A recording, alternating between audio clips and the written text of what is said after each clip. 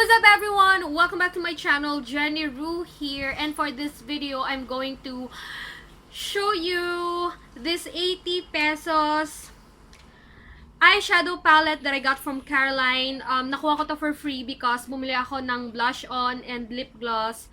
So, nakuha ko siya na libre lang kasi ang promo nila ngayon is kapag bumili ka ng isang product, yung pangalawang product na bibilin mo, kung sino dun yung pinakamura, yun yung free. So, I got this for free. And then, ayan yung color niya. And I think, medyo similar siya dito sa Sleek Original 594 palette na binili ko. Nabili ko to for 750 pesos sa Sleek Makeup. And medyo parehas yung color nila. So, let me show you guys. Medyo may mga similar colors dun sa palette nila. Panoorin nyo hanggang dulo ng video para malaman nyo what I think about this product, if it's worth the money. Of course, it's only 80 pesos. So, ayun lang. Just keep on watching. So, nakapag-prime na ako ng face using my e.l.f. Mineral Infused Primer. And for my foundation na ginamit ko is yung MAC Studifix Fluid in NC30. And for my highlighter, ang gamit ko is yung Wet n Wild Mega Glow Illuminating Palette.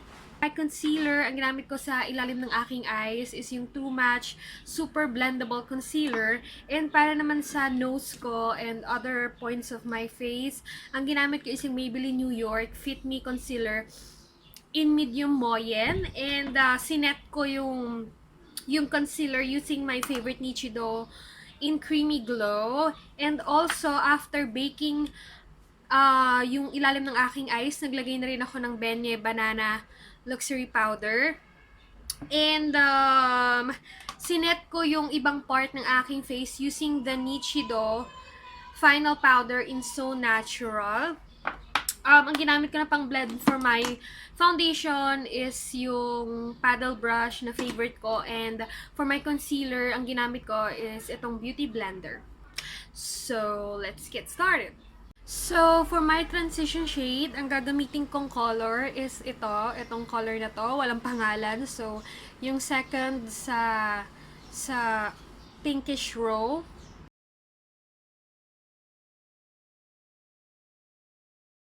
Tapos, gagamitin ko itong white color na to sa inner part ng aking eyes.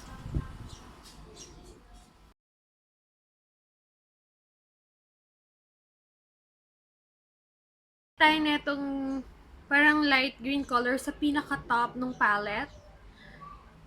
Ilalagay ko siya dun sa part kung saan tayo naglagay ng transition shade.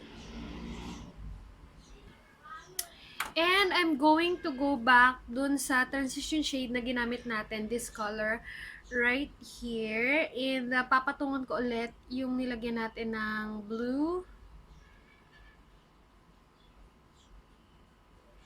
to get this color. Itong second dun sa blue layer. And I'm just going to use my finger. And ilalagay ko siya sa outer part ng aking eyes.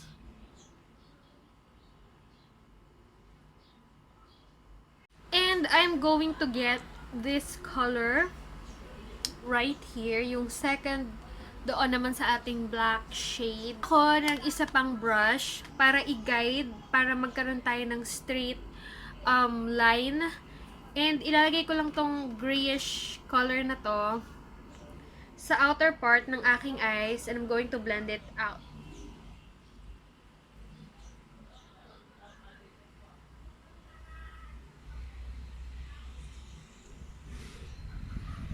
Tapos, para dun sa ating inner eye, pati dun sa, dito sa ating inner eye, ang gagamitin ko it is tong pinaka-light color sa pinkish layer natin. I'm going to get that and tap it inside or dun sa aking inner eye. And also here. Now, para naman dun sa ating waterline, gagamitin ko yung transition shade na ginamit natin kanina but using a smaller blending brush. And I'm just going to put it dyan sa aking waterline or below the waterline.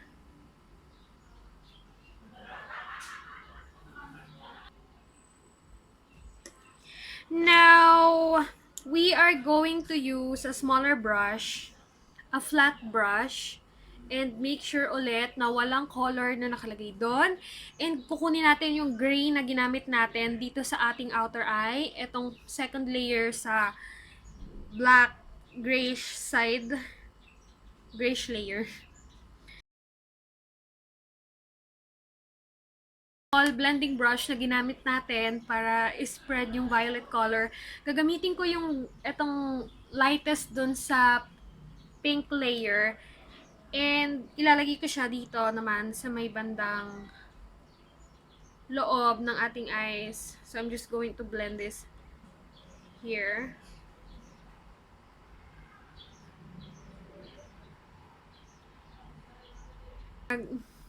Hindi ba tapos yung makeup ko? So, babalik tayo dun sa white color na ginamit natin. And I am just going to put this dito sa ating eyebrows. Diyan. So, babalik tayo dun sa waterline. Nakapaglagay na ako ng eyeliner and mascara. Hindi ako naglagay ng eyelashes for this look kasi nawala ko yung eyelash glue ko. So, we are going to put some white pencil dito sa ating waterline, pero hindi ko bubuuhin yung paglagay. I'm just going to apply this here, dito sa gitnang part lang siya. So, naglagay lang ako ng kiss-proof lip pencil. Ayan, so mapapansin nyo, wala na akong makeup. Nagbura na rin ako ng makeup. Tinake ko yung video na yun mga 2 hours ago. And, everyday halos ako nagme-makeup, so binura ko agad yung makeup and nakalimutan kong magbigay ng final thoughts about this eyeshadow palette. So ayan, pag-usapan natin, I think if you're still a student or nag-office ka, hindi ka naman mahilig mag-blending or hindi ka maarte sa eyeshadow, sa formula ng eyeshadow, then worth it yung 80 pesos mo. Kasi 80 pesos and hindi ka naman yung tipong pupudpurin mo yung eyeshadow pag kumukuha ka, 'di ba? Kung ikaw yung tipo ng tao na very light lang mag-eyeshadow and dati pa nga ganyan ako gamit lang yung finger and then ilalagay mo lang doon sa buong eyelids mo and then lip tint, blush on pack, 'di ba? Gora na. So kung ikaw yung tipo ng tao na ganyan, then worth it ang 80 pesos mo. You should try this. Pero kung nagpa-practice ka ng medyo advanced na pag-apply ng eyeshadow, I will not recommend this. Kasi medyo nahirapan akong i-blend to. Nakita niyo naman sa video kanina, medyo patchy. Tingnan yung eyeshadows ko. Pero pinakita ko lang sa inyo guys kung ano yung magagawa ng isang palette na ganito, pero wag lang masyadong patong-patong siguro kasi medyo hindi maganda yung kalalabasan. And I will suggest na bumili kayo ng kahit na anong product na mas mahal dito kahit onte, kunyari 90 pesos, kasi mura lang naman sa Caroline. So, i-recommend ko na bumili muna kayo nun. Feeling ko mas sulit yung pera nyo kasi you will get this for free. So, if bumili ka ng 95 pesos na blush on, tapos piliin mo to as your second product na bibilhin, then ang babayaran mo lang is 95 pesos for the blush on and then magkakaroon ka na ng eyeshadow palette.